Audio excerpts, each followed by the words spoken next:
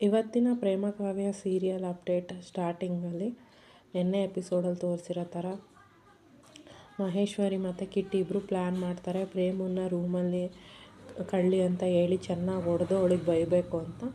ಅದೇ ಪ್ಲ್ಯಾನ್ನ ಎಕ್ಸಿಕ್ಯೂಟ್ ಮಾಡೋ ಇದರಲ್ಲಿ ಏನಾಗುತ್ತೆ ಅಂತ ಅಂದರೆ, ಈ ಕಡೆ ರಾಮ್ ಅವನ ತಂಗಿ ಹತ್ರ ಕಾಫಿ ಕೇಳಿರ್ತಾನೆ. ಆಗ ಅವಳು ಅದನ್ನು ಮಾಡ್ಕೊಂಡು ಬರ್ತಾಳೆ. ಮಾಡ್ಕೊಂಡು ಬಂದಾಗ ಅಣ್ಣ ಅಣ್ಣ ಅಣ್ಣ ಅಂತ ಅವಳು ಪೂರ್ವಿ ಕಿರಿಚಿದಾಗ ಪ್ರೇಮ ಇದೇನಿದು ಪೂರ್ವಿ ಈ ಕಡೆ ಬರ್ತಿದ್ದಾಳಲ್ಲ ಅಂತ ಅಂದ್ಬಿಟ್ಟು ಅಲ್ಲೇ ಹಿಂದ್ಗಡೆ ಹೋಗಿ ಅವಸ್ಕೊತಾಳೆ. ಅವಸ್ಕೊಂಡ್ಮೇಲೆ ಪೂರ್ವಿ ರಾಮ್ನ ಹುಡುಕ್ತಾಳೆ. ಆದರೆ ರಾಮ್ ರೂಮಲ್ಲಿರಲ್ಲ. ಈ ಅಣ್ಣ ಎಲ್ಲೋದ ಅಂತ ಸಿಟ್ಟಲ್ಲಿ ತಿರುಗಬೇಕಾದ್ರೆ ಚೆಲ್ಲೋಗ್ಬಿಡುತ್ತೆ. ಚೆಲ್ಲೋಯ್ತಲ್ಲ ಅಂತ ಅವಳು ಒರ್ಸೋಕ್ಕೆ ಬಗ್ಗಿ ಒರೆಸ್ತಿರ್ಬೇಕಾದ್ರೆ ಈ ಕಿಟ್ಟಿ ಇದ್ದವನು ಏನು ಮಾಡ್ತಾನೆ, ಪ್ಲ್ಯಾನ್ ಎಕ್ಸಿಕ್ಯೂಟ್ ಮಾಡೋ ಪ್ರಕಾರ ಮೇನ್ ಸ್ವಿಚ್ನ ಆಫ್ ಮಾಡಿಬಿಟ್ಟು ಅವಳ ಮೇಲೆ ಬೆಡ್ಶೀಟ್ ಹಾಕ್ಬಿಟ್ಟು ಚೆನ್ನಾಗಿ ಹೊಡಿತಾ ಇರ್ತಾನೆ. ಅಷ್ಟರಲ್ಲಿ ಅವ್ರ ಅಕ್ಕನೂ ಬಂದು ಸೇರ್ಕೊಳ್ತಾಳೆ. ಕಳ್ಳ ಕಳ್ಳ ಕಳ್ಳ ಕಳ್ಳ ಅಂತ ಚೆನ್ನಾಗಿ ಹೊಡೆದಾಡ್ತಾ ಇರ್ತಾರೆ. ಅಷ್ಟರಲ್ಲಿ ಮಹಾದೇವ ಅವರಮ್ಮ ಇಡೀ ಫ್ಯಾಮಿಲಿ ಮೆಂಬರ್ಸ್ ಎಲ್ಲ ಬಂದು ಇನ್ಕ್ಲೂಡಿಂಗ್ ರಾಮ್ ಎಲ್ಲ ಬರ್ತಾರೆ. ರಾಮ್ಗೆ ಫುಲ್ ಶಾಕ್ ಆಗುತ್ತೆ, ಎಲ್ಲಿ ಪ್ರೇಮನ ಹೊಡಿತಿದ್ದಾರೋ ಅಂತ. ತಗೋ ನೀನು ಹೊಡಿ ರಾಮ್ ಅಂತ ರಾಮ್ಗೆ ಹೊಡೆಯೋಕ್ಕೆ ಕೊಟ್ಟರೆ ಅವನು ಹೊಡೆಯಲ್ಲ. ಅವರಪ್ಪ ಕೊಡೀಲಿ, ನಾನು ಚೆನ್ನಾಗಿ ಹೊಡೆದಾಕ್ತೀನಿ ಅಂತ ಹೇಳ್ತಾನೆ.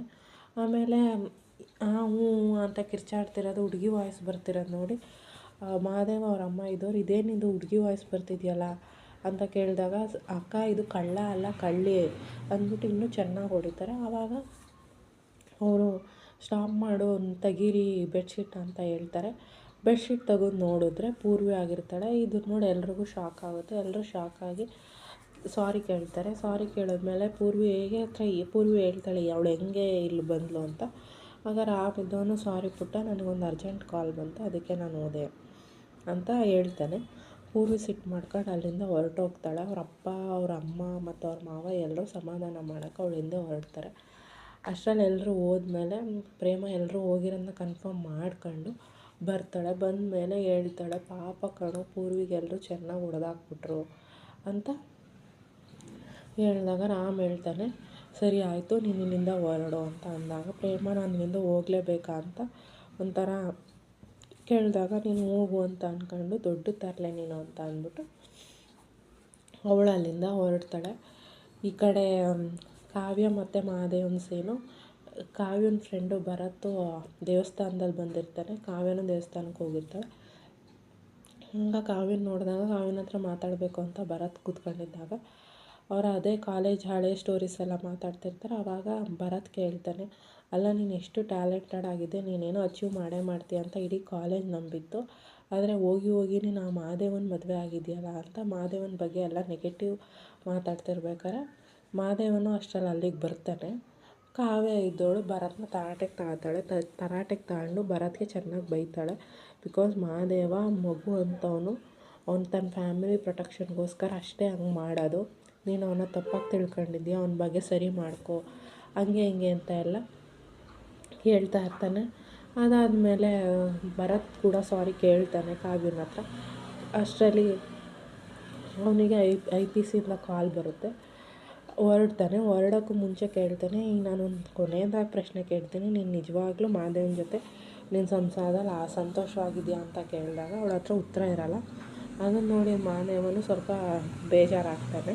ಬಟ್ ಭರತ್ ಅಲ್ಲಿಂದ ಹೊರಟ ಮೇಲೆ ಮಹಾದೇವ ಅಲ್ಲಿಗೆ ಬರ್ತಾನೆ.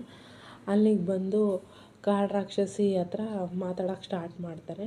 ಅದಾದಮೇಲೆ ಕಾವ್ಯಂಗೆ ಸಿಟ್ಟು ಬರುತ್ತೆ, ನೀನು ಯಾಕೆ ಇಲ್ಲಿಗೆ ಬಂದೆ ಅಂತ ಅಂದಾಗ, ನಿಮ್ಮಪ್ಪ ಫೋನ್ ಮಾಡಿ ಇಲ್ಲಿಗೆ ಬರೋಕ್ಕೆ ಹೇಳಿದ್ರು ನಿನ್ನನ್ನು ಕರ್ಕೊಂಡು ಬರೋಕ್ಕೆ, ಅದಕ್ಕೆ ನಾನು ಬಂದೆ ಅಂತ ಹೇಳ್ತಾರೆ.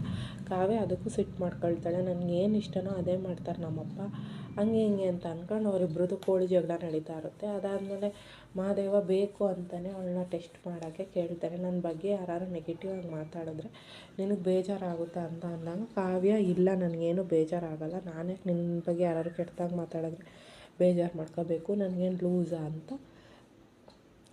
ಹೇಳ್ತಾಳೆ.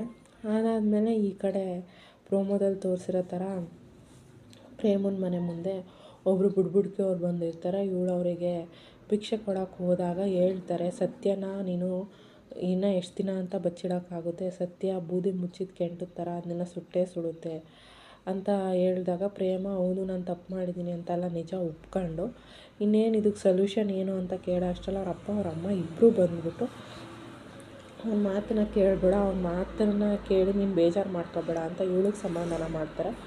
ಅದಾದಮೇಲೆ ಪ್ರೇಮ ಫುಲ್ಲು ಬೇಜಾರಲ್ಲಿರ್ತಾಳೆ. ಯಾಕಂತ ಅಂದರೆ ಅವಳು ಮಾಡಿರೋ ತಪ್ಪು ಅವಳಿಗೆ ಗೊತ್ತಿರುತ್ತೆ. ಅದಾದಮೇಲೆ ಅವ್ನು ಬುಡ್ಬುಡ್ಕೆ ಅವನು ಹೇಳ್ತಾನೆ, ನಿನ್ನ ಮಗಳು ಮಾಡಿರೋದಕ್ಕೆ ಬೆಂಕಿ, ಗಾಳಿ, ರಾತ್ರಿ ಕತ್ತಲು ಇಂಥದನ್ನೆಲ್ಲ ಇನ್ನು ಅವಳು ಫೇಸ್ ಮಾಡಬೇಕಾಗುತ್ತೆ ಅಂತ ಹೇಳ್ಬಿಟ್ಟು, ಏನಪ್ಪ ಹೇಳ್ತಿದ್ಯಾ ಕರೆಕ್ಟಾಗಿ ಹೇಳು ಅಂತ ಅವ್ರ ಅಮ್ಮ ಇಬ್ಬರು ಕೇಳಿದಾಗ ಅವನು ಏನೂ ಉತ್ತರ ಕೊಡೋಲ್ಲ, ಅಲ್ಲಿಂದ ಹೊರಟ್ಬಿಡ್ತಾನೆ. ಪ್ರೇಮನಿಗೆ ಅವರಪ್ಪ ಸಮಾಧಾನ ಮಾಡಿ ಮನೆ ಒಳಗಡೆ ಹೋಗಿ ಕೇಳ್ತಾರೆ. ಪ್ರೇಮ ಮನೆ ಒಳಗಡೆ ಹೋಗಿ ಕೂರ್ತಾಳೆ.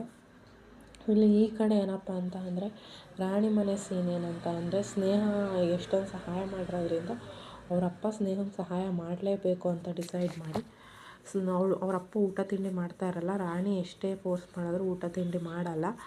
ರಾಣಿ ಅದಕ್ಕೆ ಹತ್ಕೊಂಡು, ಸರಿ ಆಯಿತು, ನಾನು ಸತ್ಯ ಒಪ್ಕೋಬೇಕಲ್ವ, ನಾನು ಸತ್ಯ ಒಪ್ಕೊಳ್ತೀನಿ, ನೀವು ಊಟ ಮಾಡಿ ಅಂತ ಹೇಳ್ತಾಳೆ. ಅಷ್ಟರಲ್ಲಿ ಅವರಪ್ಪ, ನಾನು ರಾಣಿ ಊಟ ಮಾಡ್ತೀನಿ, ನೀನು ಮೋಸ ಮಾಡಬಾರ್ದು ಅಂತ ಅವ್ರ ತಲೆ ಮೇಲೆ ಪ್ರಾಮಿಸ್ ಮಾಡಿಸ್ಕೊಳ್ತಾರೆ. ನಾನು ಈ ವಿಷಯನ ಸ್ನೇಹಮ್ಮಗೆ ಇನ್ಫಾರ್ಮ್ ಮಾಡ್ತೀನಿ ಅಂತ ಅಂದ್ಬಿಟ್ಟು ಅವರಪ್ಪ ಅಲ್ಲಿಂದ ಹೊರಟೋಗ್ತಾನೆ. ಈ ಕಡೆ ಪ್ರೇಮನು ಫುಲ್ಲು ಬೇಜಾರಲ್ಲಿ ಕೂತ್ಕೊಂಡು ಏನಾಗ್ಬೋದು ಅಂತ ಯೋಚಿಸ್ತಾ ಇರ್ತಾಳೆ. ಅಷ್ಟರಲ್ಲಿ ರಾಣಿ ಕಾಲ್ ಮಾಡಿ ಅಳ್ತಾಳೆ. ಅಳ್ತಾ ಇರಬೇಕಾದ್ರೆ ಕೇಳ್ತಾಳೆ, ಪ್ರೇಮ ನನ್ನನ್ನು ಕ್ಷಮಿಸ್ಬಿಡು, ಸಾರಿ ಅಂತ ಹೇಳಿ ಕಾಲ್ನ ಕಟ್ ಮಾಡಿಬಿಡ್ತಾಳೆ. ನೆಕ್ಸ್ಟು ಪ್ರೇಮ ಅವಳಿಗೆ ರಿಟರ್ನ್ ಕಾಲ್ ಮಾಡಿದ್ರು ಅವಳು ರಿಸೀವ್ ಮಾಡಲ್ಲ. ಅಷ್ಟರಲ್ಲಿ ಪ್ರೇಮಂಗೆ ಒಂಥರ ಟೆನ್ಷನ್ ಆಗುತ್ತೆ, ಏನಾಗುತ್ತೆ ಅಂತ. ಅದೇ ಇವತ್ತಿನ ಅಪ್ಡೇಟ್.